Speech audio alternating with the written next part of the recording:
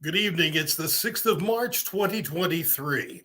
It's been a wild week, both in Oklahoma and nationally, with some of the things that we've been seeing. It's enough to make you scratch your head and just want to turn around. But before you do that, I hope that you'll stay with us this evening as we look at what some people are deciding is best for them when it comes to living in Oklahoma. That's it tonight on the Hamilton Report.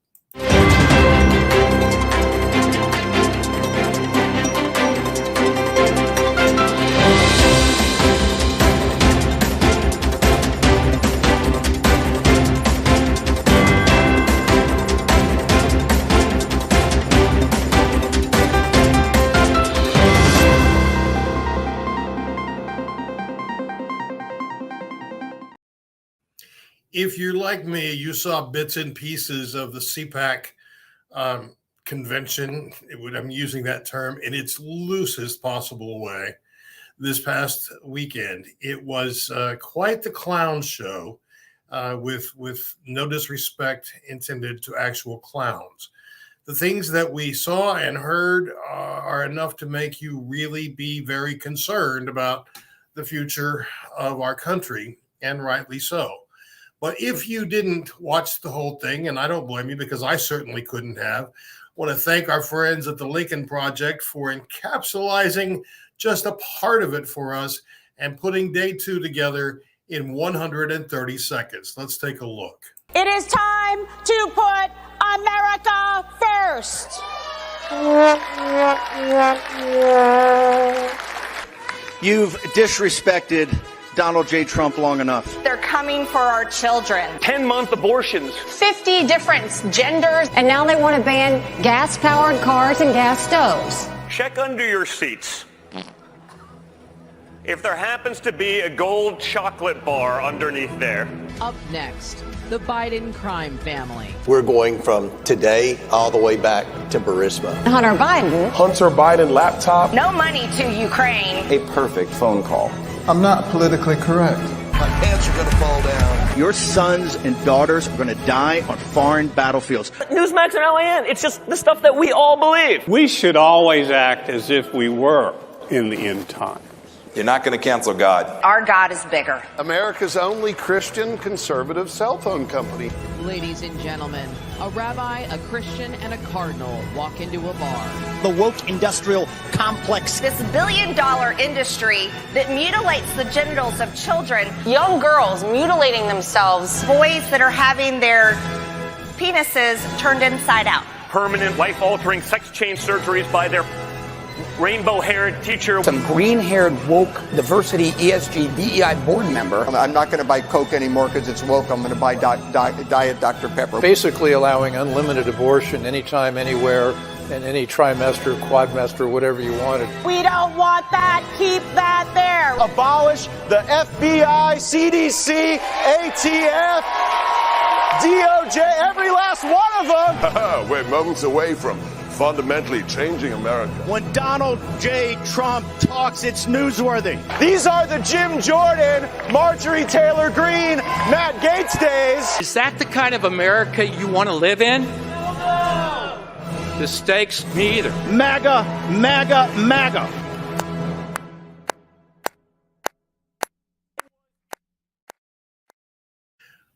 Wow, I'm so glad I wasn't there or forced to watch that whole mess as it unfolded. The things that we just heard about 10-month abortions, and trimesters, and quadmesters, or whatever the man said, talking about rainbow-haired teachers performing sex change operations on children. Wow. But sadly, these are the kinds of things that grab on and become, to many people, truth. Because perception is reality. Unfortunately, we are in a new reality in Oklahoma. Many people that I have talked to over the last month about why they are leaving Oklahoma, a place where they may have grown up and been educated, raised a family, and they're leaving Oklahoma. This legislative session has been among the most rancorous, hate-filled times in recent memory in our state capitol. The kinds of legislation that we have seen proposed, passing through committee, onto floor votes, it's astounding some of the small-mindedness that's occurring. Friends, I invited 4 different people to be my guests on this evening's show. 4 people who are leaving Oklahoma. And each one of them said, this is important work. I'd love to be a part of it, but I can't. Because although I'm leaving, my parents will still be there, or my children will still be there. And they're afraid for the safety of their family members if they speak their truth. This is not the kind of place where any of us should find ourselves. The anti-trans legislation, and we need to be very clear, it's a very small percentage of people who are transgendered in Oklahoma. But the amount of time, energy, and hatefulness spewed in our legislature has gone way over and above to impact the lives of these people. But it's not just them, it's their families, it's their friends, it's their co-workers, because these people are leaving, and they are leaving a hole in the fabric of Oklahoma. I understand. I left Oklahoma for 26 years. I honestly never thought I'd come back. And the only reason I did was believing that maybe somehow something I did or said or something that I was able to work on or work with others would make a positive impact. That's still my goal. And every day I get up, and that's what drives me to come to work and to give it my all, because I still believe in that possibility. But long gone are the days when I would try to talk someone out of leaving here for a more hospitable place to live. Now, I'm not saying that Oklahoma is the worst place, not at all. But when you consider what's happening in our legislature, similar to things that are happening in Tennessee and Florida, it's starting to seem like a very, very divided place as a nation. We're supposed to be one nation, and all this talk about a national divorce is not helping anything, because if, quote, red states and, quote, blue states were to divorce one another, well, there's no such thing as a red state or a blue state. I mean, we can vote a majority one way or the other. But it's important to understand that in the reddest states, like Oklahoma, there are communities, there are cities, there are counties that are absolutely bright blue. Similarly, in the bluest states in our country, they have red districts as well. So does that mean that the majority gets to govern the minority? That's exactly what it would look like. And sadly, that's what's happening in Oklahoma even now, with a Republican in the governor's mansion, with Republican control of both houses. What happens is there's no real dialogue. We don't get to those issues that impact all of us every single day. We're too busy keeping the plate spinning in the air to really focus on the people who live here. I heard from a woman today. She's retiring as a school teacher. She's been teaching for almost 40 years and will retire this May. She and her husband have already put their house on the market, and they're ready to leave.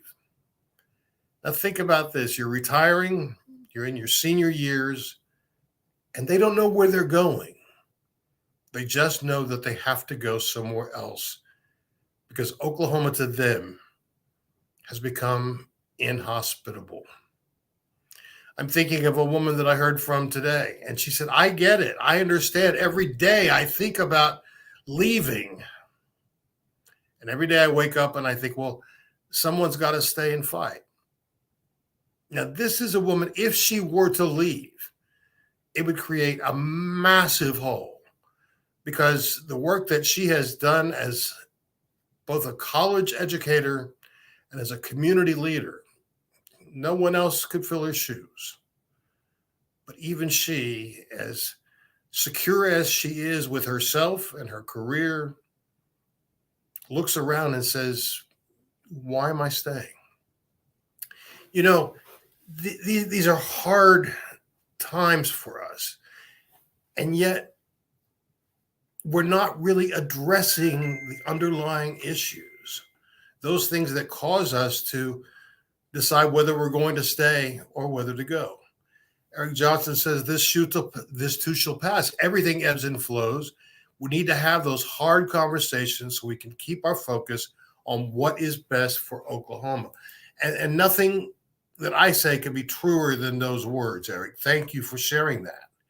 Because we have to talk. We have got to talk to each other. We have got to galvanize ourselves.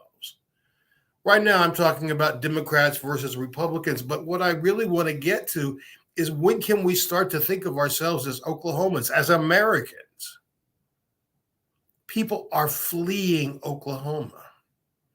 And our governor was quoted in the New York Times as saying, these are our values. Not speaking for me, but he said, these are our values, and if you don't like it, you don't have to come to Oklahoma to live. It's the same kind of comments I hear on so many postings online. Someone that I've never met, never heard from before says, well, if you don't like it, move to Commie, California. That's not the answer for me, at least not right now. I'm here for a reason, because I believe in the fundamental goodness of people. And I believe that if we work hard enough and long enough, we will achieve a balance in this state that has a brighter future for everyone. Have you thought about leaving? I know I'm looking here at a comment from Greer Gamble, who says, I was born here and would leave if I had the resources. The religion-driven bigotry of our so-called representatives is repulsive. And the sad part is that it's so pervasive. The use of Christian scriptures to beat people up and to allow for such misdeeds in the form of legislation. It should be an outrage to all of us, and frankly, especially to those of us who consider ourselves followers of Christ. But we have got to get to a point where we quit making life needlessly hard for people. It's not just trans people and lesbian and gay people who are leaving Oklahoma. Nope. When you consider the pressures being put on obstetricians, gynecologists, they're leaving too. And before long, we're going to see more physicians and nurses leaving Oklahoma. What's that going to do to hospitals in our state?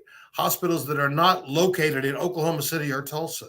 Already, we've seen far too many hospitals and communities around the state closing.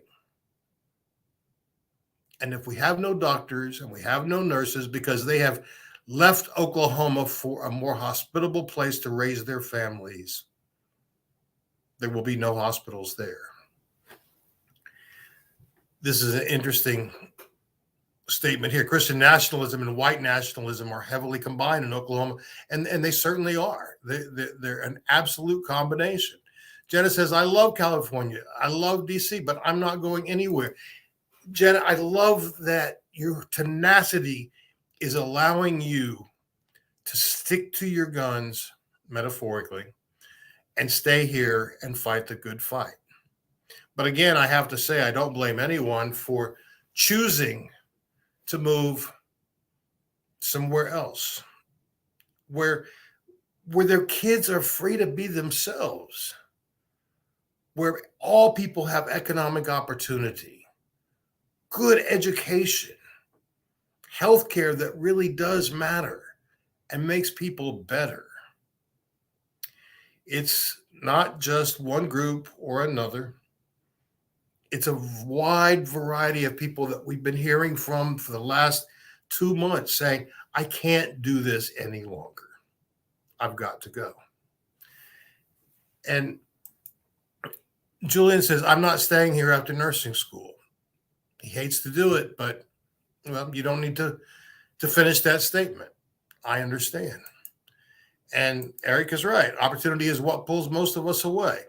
And sadly, if we have to look outside of our own states, our own state, then the opportunities will present themselves somewhere else. Adolphus, thank you. This area is my tribe's original home, and I'm not going to be run out. As a Native American, I have to tell you that I really admire your tenacity, because it would be easy, especially being a Native American with the tribes who are constantly under attack by our governor, to want to stay here. But thank you for that. What makes those of us who are staying, and let's not make this a long-term forever and ever commitment, but those of us who right now are not looking to move, what is it that's keeping us here? Is it the weather in springtime with all the tornadoes? Nope, that's not it.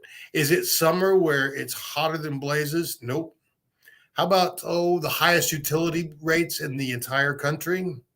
No, that's not what's keeping us here. But something is. What's allowing you to stay when your neighbor is leaving?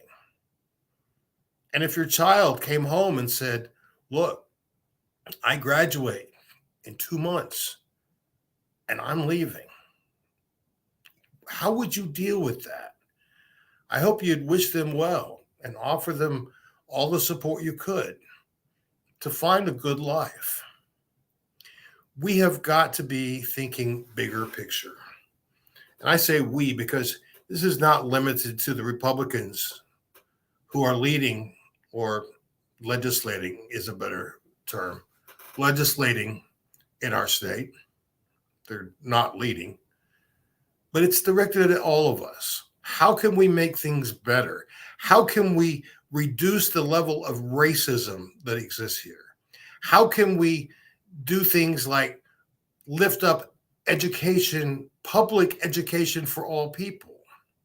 These are the questions that all of us must ask ourselves and ask each other. Jerry says, sad our politicians care more about drag queens instead of the guns that kids used to kill their classmates. He's not going anywhere. Thank you for that, Jerry.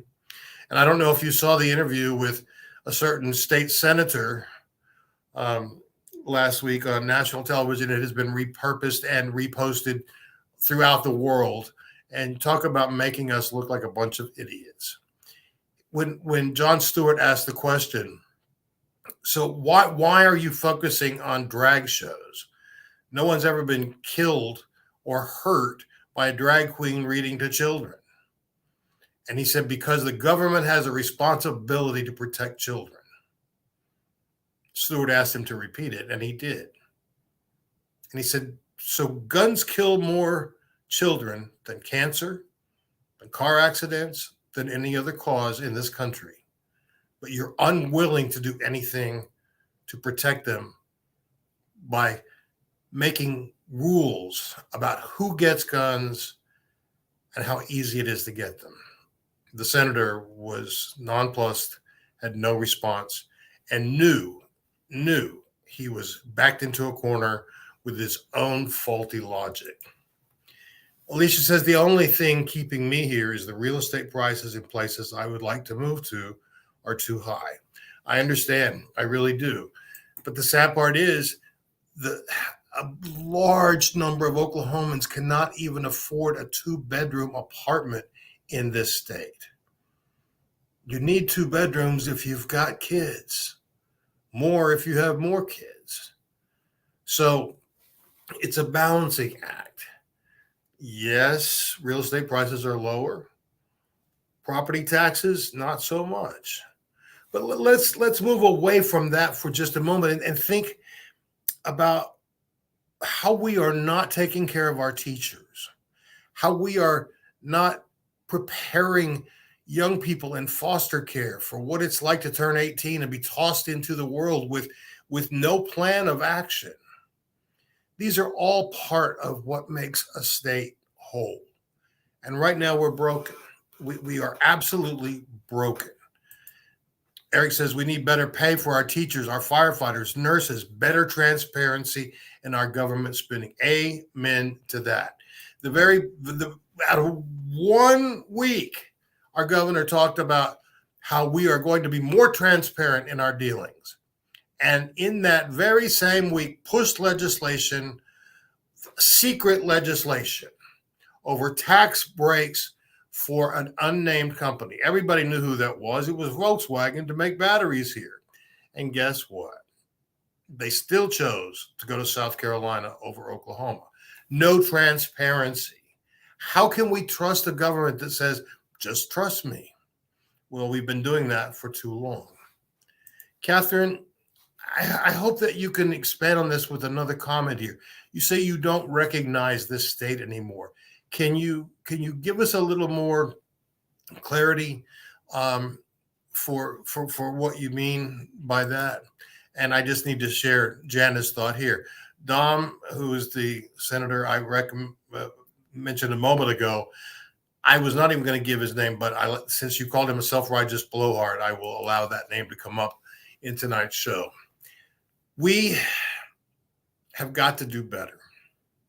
We've got to do better in terms of not just shaking our heads and talking among ourselves. We've got to pick up the phone. We've got to call our legislators.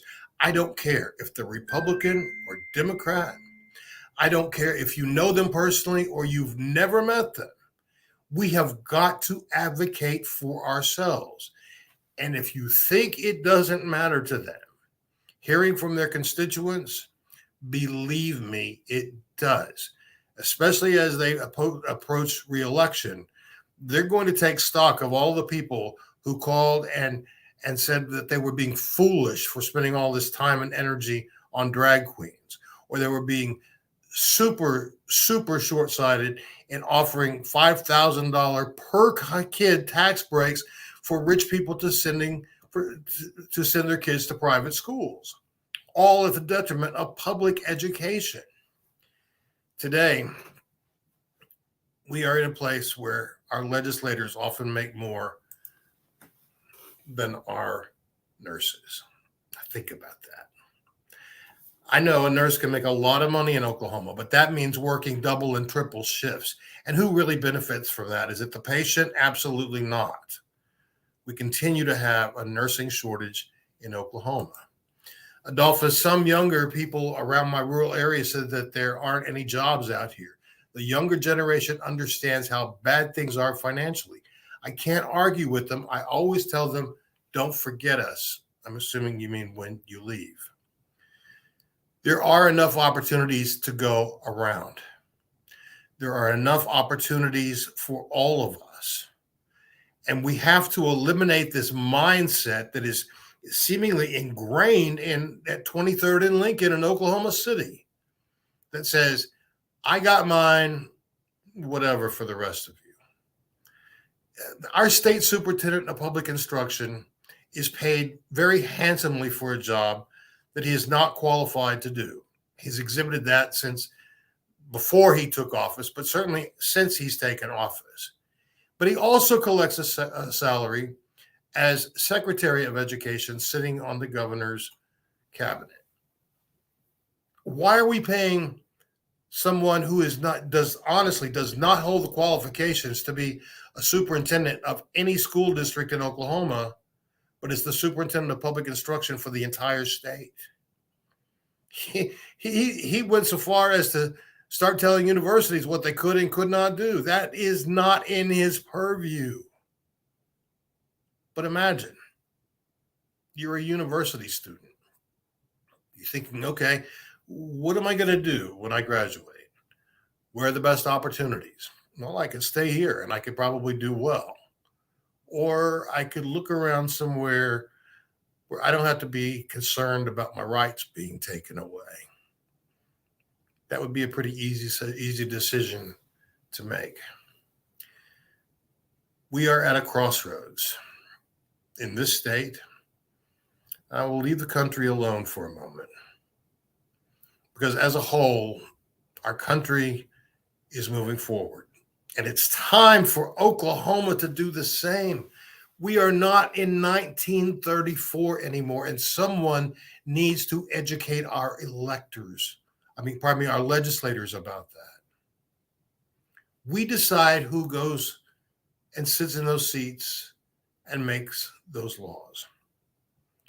And friends, I'm not saying Democrats have the only logic, the only way of moving forward. But we've got to convince some Republicans to quit towing their line of their party and start moving forward. Education, we all need. We need real help, not Christian nationalists. And that's exactly right. That's exactly right. We need to educate our kids. Let churches, let parents do religious instruction. Why should my tax dollars go to fund a private school that will decide who can and who cannot work there or go to school there based on a set of criteria that I have no say in whatsoever? In public education, things are much more aligned. I have a word for you if you are leaving Oklahoma. I understand. I hate it that you feel like you have to leave, but I do understand. And like Adolph has said to young people in his rural community, don't forget us when you go, because we're still going to be here. We either can't afford to move, we don't have the resources for our families, or we simply decide to stay and fight forward. Whatever it is that is keeping you here tonight, let that keep you here to do the good work. And whatever it is that has made you decide to leave Oklahoma, I wish you Godspeed, because I do understand. But know that there will always be good people that live here. And there will always be a place for you to come back to if you choose. Friends, this has been a heavy topic tonight, and I get it. But it's something I felt like I had to share, because every day I'm hearing from more people leaving Oklahoma. This is where I was born. It's where I grew up, where I was educated, and where I now call home. Where will I be in 5 years, 10 years? Anybody's guess. But for right now, I'm here, and I'm working with you. I'm working with you to help make things a little bit better, not just for us, but for generations to come. I want to thank all of you who commented tonight. It was wonderful seeing so much interaction from our viewers. I appreciate you tuning in, and I really appreciate you sharing this broadcast with others. I know that many of you do reshare it on your own social media, and that helps us to communicate to a larger group of folks. This is a tough topic, but it's one that merits our continued discussion with each other, and reaching across the aisle to say, we've got to stop the insanity and make this a better place for everyone. Until we do, businesses are not going to want to come here. Teachers are not going to want to stay here. University professors, mathematicians, scientists, researchers will stay away. So it's really up to us, all of us who are here now, to make the decision to work hard to make Oklahoma the place that I believe that it can be. You're amazing people. You really are. I consider those of you who tune in to my show my friends, because if it weren't for you, I wouldn't be here. And this is my best half hour of the week. Friends, thanks again from all of us at the Oklahoma Democratic Party. I'm Scott J. Hamilton, thanking you for being with us. I look forward to seeing you next Monday evening at 6:30. Until then, please take good care of yourself.